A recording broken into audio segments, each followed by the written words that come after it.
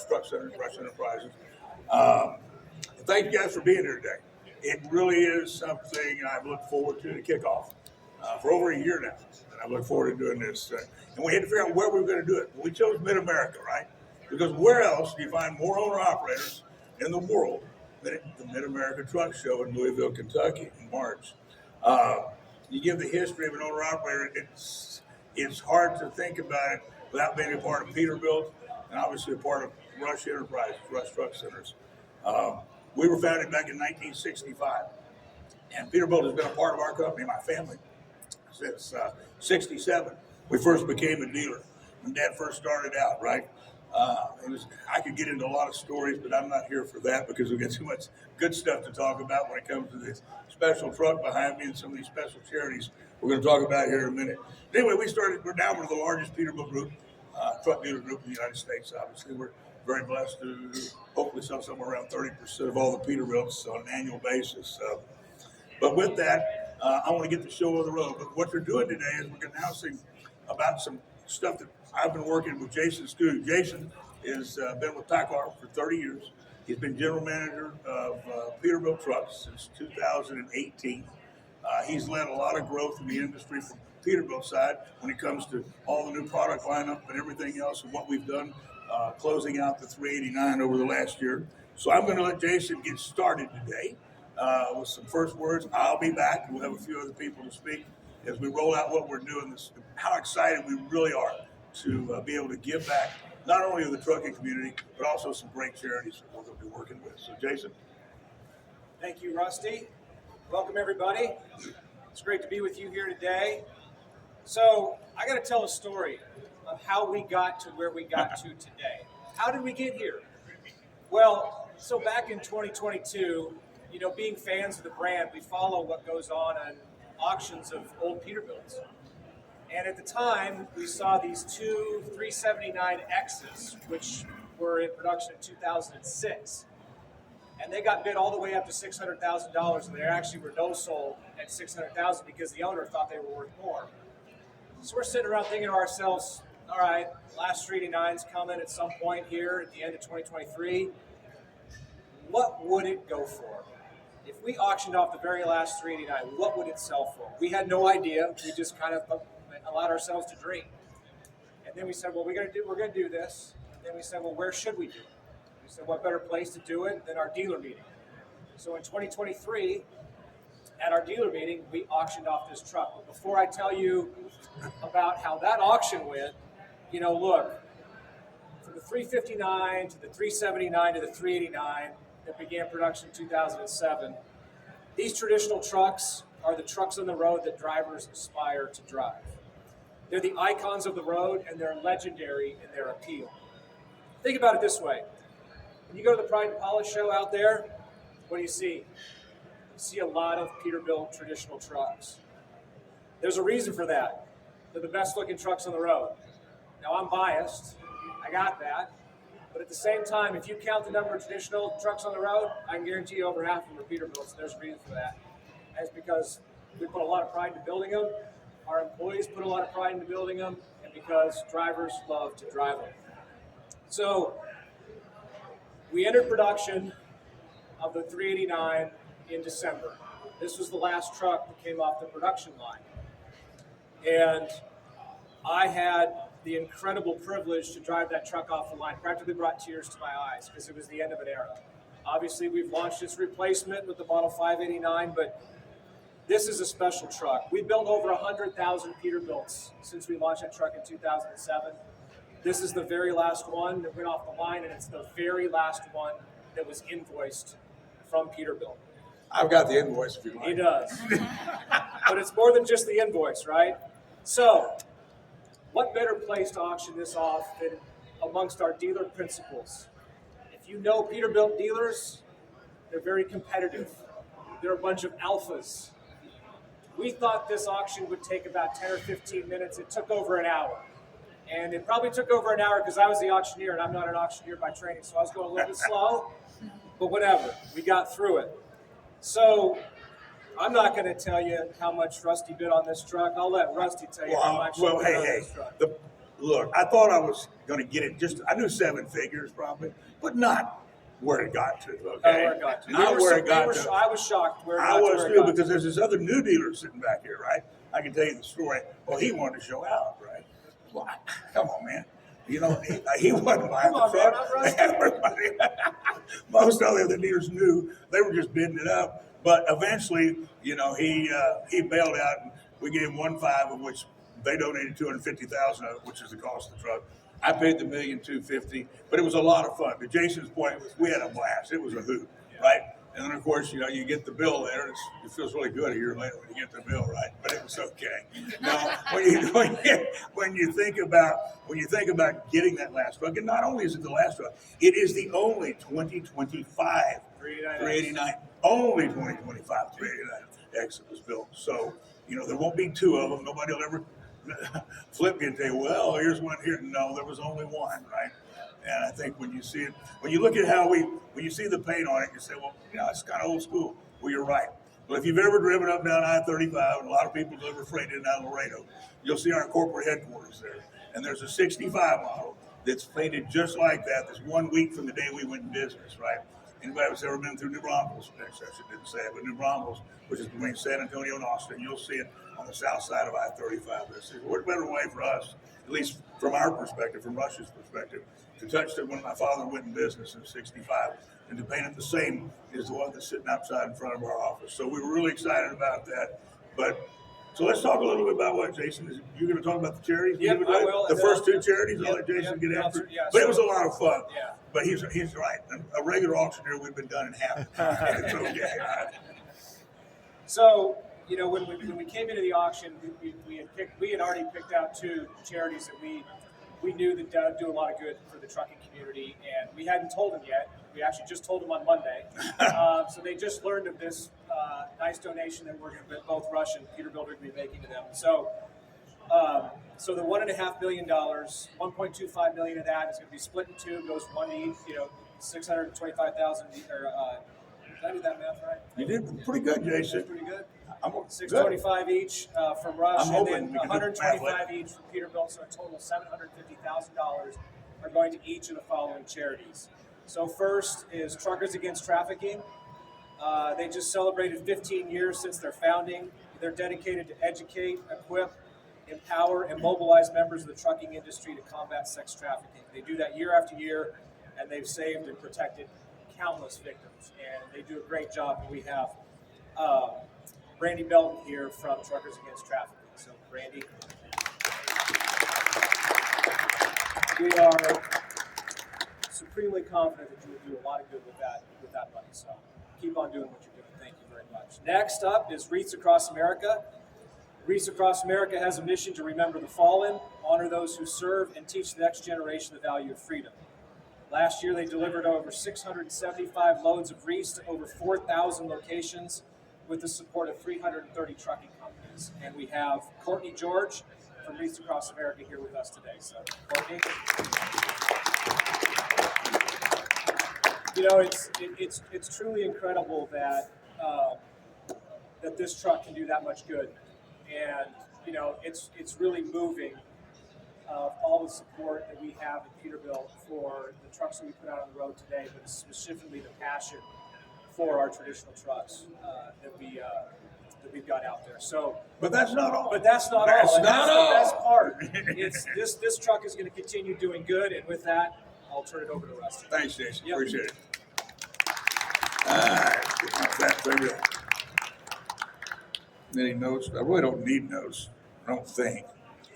Well, like Jason said, this is a special truck. As I said, it's the only 2025. So when we got it, and we're there at the, we're doing the dealer meeting and the auction, and I said, look, here's what I'm going to do.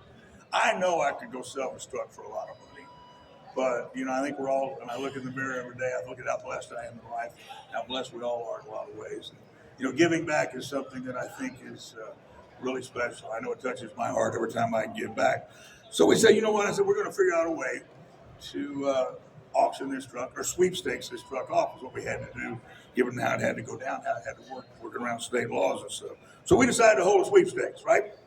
So we said, what better way, as I said, in finding a worthy cause. So we looked around. And with Jason's help and whatever, we chose the Wounded Warrior Project, okay? So today, I'm going to announce the sweepstakes. By the way, I've been offered seven-figure money already for this, if you'd like to know. But we're going to not doing that. We're going to have a little fun with it from now through October at ATA, where we'll announce the winner, right? So we've set it up to where there's a minimum $50 donation to the Wounded Warrior Project. It's all online. Nobody can blame me. This is all handled by an outside EY certified firm, okay? So to win this one special truck, right? And the good thing is, when you do it, there's going to be a winner. But there's going to be a lot of winners in a lot of different ways when you think about where the money's going to, right? Like I said, in September, run through September 15th to 24th, we're going to have the truck. We're going to take it around the country to different shows, to our dealerships, and around the country throughout the year till then, for the next 6 months roughly. And it's important. One of the reasons we chose this is we employ a lot of veterans at Rush Enterprises. We partner in a lot of ways with Recruit Military and Transition Overwatch to help us reach out to veterans to give them opportunities when they do leave the service. I mean, my son-in-law was Special Forces Green Beret. I didn't have the help. Fortunately, he got his degree afterward. Used the military, by the way, helped him get his degree, right, and got him set up with my daughter and my two grandkids in a great way. So, we're all touched in some way, I think, by the military and what's in your lives. I know I have throughout my family. Without that, I mean, we don't have all this, right? Without that protection of our freedoms, we have that. So, with that in mind, as I said, that's the reason we chose the Wounded Warrior Project. They provide services and programs that can truly change lives. If you know anything about it, you can check into it. With that, I'm going to announce a few special guests. I'm going to have a couple come up and talk after I get through it. I got Wally Edwards from the project who will speak in a minute. Wally's right over here. Along with him, I've got Jacob Narosky. There he is. I'm sorry, I hadn't met Jacob yet. I met Wally earlier while I was here. I'd also like to recognize Michelle. Where's Michelle Stone? There she is in the back with the Wounded Warriors group.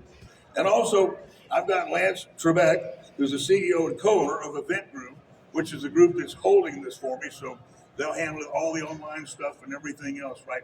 So it's held. No one says, well, you picked this or you did that. I have nothing to do with it. So please understand, a very professional group that handles these type of things and does it in the right way. So with that, they started it actually by giving us their first donation of $5,000 for your information. So we appreciate that very much. By the way, they didn't get any tickets for it, okay? They just put the $5,000 in. So first I'd like to get Wally, you ready? Right. I'm going to ask Wally to go up and talk a minute. And then we'll have Jacob speak a minute. Perfect. Thank you, Rusty. Okay, I'm going to go off script for a minute. This is one of the coolest things ever. I'm sorry. This is like cool. I don't get to do this every day, so thank you for letting me be here.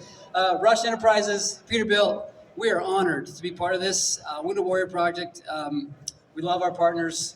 We are thrilled to be here. We're excited about this sweepstakes, and you are going to do a lot of good through this. So quickly, for those that don't know, Wounded Warrior Project was started in 2003, simply as just a grassroots effort. We started as a backpack program. We would fill backpacks full of just care and comfort items, and we deliver them to warriors just coming off the battlefield at their bedside, medical bedside. They come out off of downrange, they have nothing. And they get a backpack of just shorts, toothpaste, t-shirt, shoes. That's how we started. But the need was so great, and the American public has been so supportive that here we are 20 plus years later. We now are the leading veteran service organization in mental health services, brain health, physical health and wellness, financial health and wellness. We help warriors find jobs as they come out of the military. Connection. Connection is so important to our veterans. COVID was a great example. When we were isolated, that was very, very hard for our veteran community because they're so used to brotherhood and sisterhood.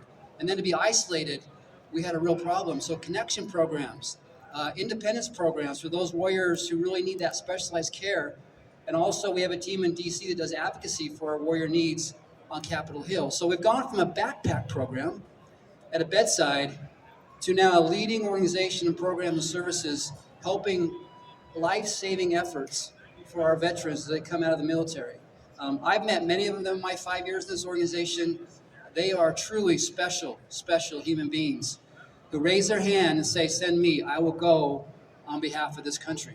So we are honored to be part of this. And just what we like to tell people is we have all these life-saving programs and services we offer to these veteran community, these warriors. It costs them zero. They don't pay a penny for it.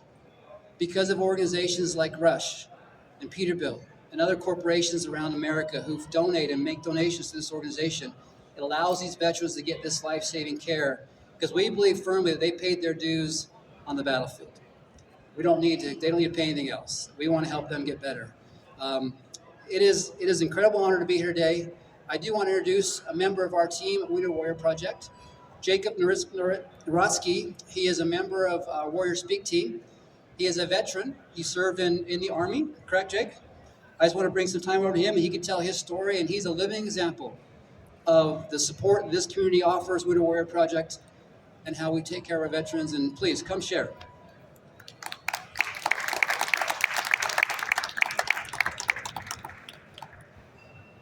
I had the opportunity to spend most of my career crewing a UH-60 Blackhawk.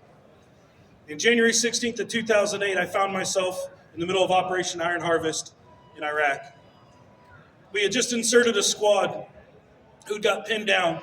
6 of the 8 were already shot and lying on the ground. As the insurgents were in a weapons cache and they were shooting at our guys that were laying around the hole they were in, we knew we had to do something. So we took the helicopter and we came in at about 15 feet over the hole, hovered over the hole, and as they shot up through the floor of the helicopter, through the sides and through our engines, we knew if their focus was on us, the LT could be crawling through the grass, getting his guys back. We didn't know what to do to stop, but we knew we had to do something. The firefight went on for 55 minutes, and our aircraft was riddled with holes. I would come back from Iraq years later and get out of the military and find myself riddled with holes. I thought I was on the front lines, and I thought I left them when I came home, until I realized I brought those front lines home with me. I brought them home to my own living room. I brought them home to my house. I brought them home to my family. And that's where Wounded Warrior Project stepped in. As it usually happens, my wife made the call, help. She reached out for that help, and immediately it just flooded in. I think about Rich, I think about Michelle, and I think about Jason and so many other teammates at the time that stepped in. And they stepped onto the front line. They couldn't fix everything, but they could do something to help.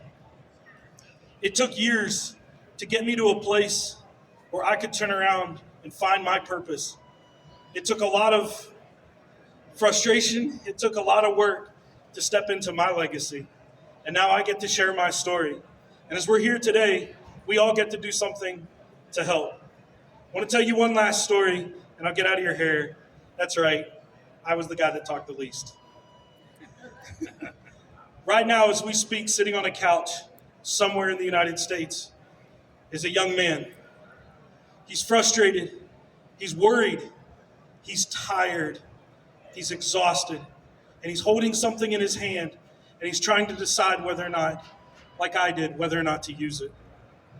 And because of partners like Peterbilt and Rush, and all of you that step onto the front lines with us and say, hey, I can't do everything, but I can do something. Today, he'll be able to reach for his phone instead of that thing in his hand and get all the help that he and his family so much need, and that I and my family so much needed. So this evening, I want to thank Peterbilt, thank Rush, and thank all of you that realized that that front line came home, and not just realize it, but step onto it with us. I'm so excited about this truck and what it's going to do. God bless y'all. Honor and power.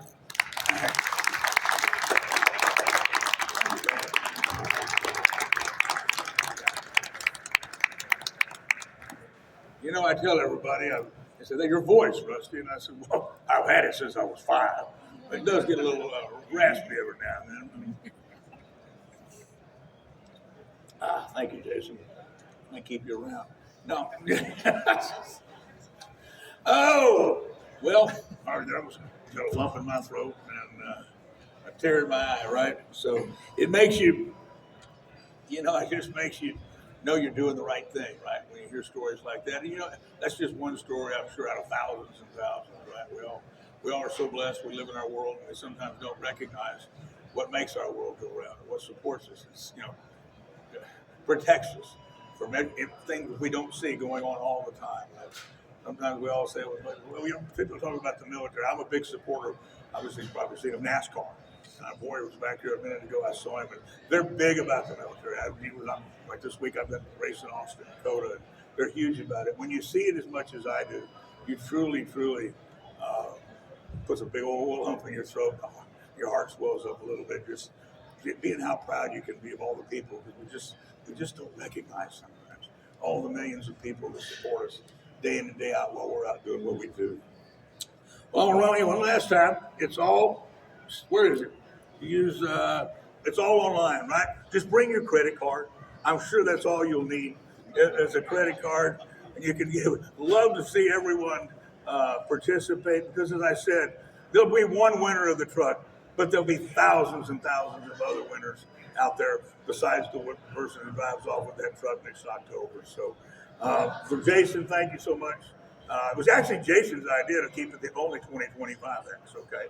Thank you very much. Yeah. Which really makes it kind of cool, right? He made sure everything else went off the line before December 31, and we held this one till January, so that made it cool. So there'll never be any argument over which one was the last one off the line.